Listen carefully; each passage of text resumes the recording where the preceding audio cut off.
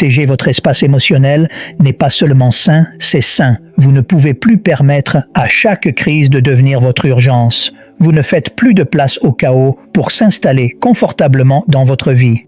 Les limites deviennent une manière d'honorer Dieu en honorant le vaisseau qu'il utilise, vous.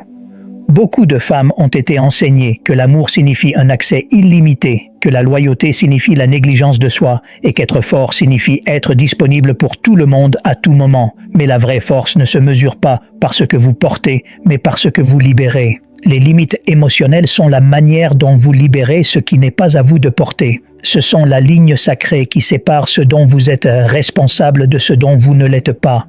Vous n'êtes pas appelé à gérer les sentiments des autres au détriment de votre paix. Quand vous établissez une limite, vous ne rejetez pas les autres. Vous acceptez votre mission divine. Vous protégez l'énergie nécessaire pour accomplir votre mission. Sans limites émotionnelles, vous perdez de la force. Vous permettez à des conversations toxiques, des relations épuisantes et des drames inutiles de vider la vie de vous. Mais quand les limites sont en place, vous préservez le pouvoir. Vous commencez à vivre avec intentionnalité. Vous commencez à répondre au lieu de réagir. Vous marchez dans la paix, pas dans la pression. Jésus avait des limites. Il a quitté la foule pour être seul avec le Père.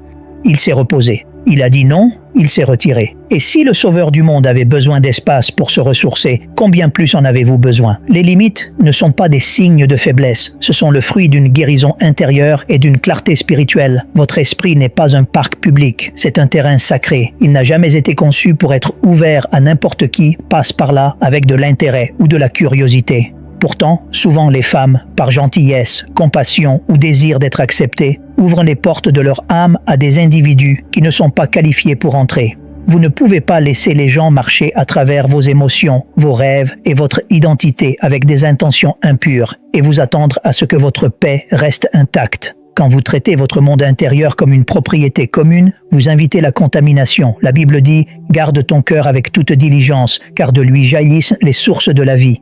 Ce n'est pas une suggestion, c'est un commandement. Votre cœur est le centre de contrôle de votre vie. Ce que vous laissez entrer influencera éventuellement ce qui en sort. Vos pensées, vos choix, vos relations, votre destinée. C'est pourquoi vous devez être intentionnel sur qui obtient l'accès. Toutes les voix ne méritent pas de parler dans vos décisions. Toutes les opinions ne sont pas qualifiées pour façonner votre direction. Et toutes les relations ne sont pas destinées à continuer. Certaines personnes entrent dans votre vie non parce qu'elles sont envoyées par Dieu, mais parce qu'elles ont vu une porte ouverte. Elles ont senti une vulnérabilité et elles sont entrées, non pour aimer, mais pour manipuler. Non pour soutenir, mais pour distraire. Vous devez développer un discernement spirituel assez fort pour reconnaître que la gentillesse n'égale pas l'accès et que la familiarité n'égale pas la permission. L'attachement sans mission détruit la paix. Il y a des gens qui sembleront bons en surface mais porteront du désordre dans leur esprit. Si vous ne protégez pas votre espace intérieur, leur présence plantera des graines de confusion, d'anxiété et de doute. Ce n'est pas parce que quelqu'un est autour de vous qu'il devrait être en vous.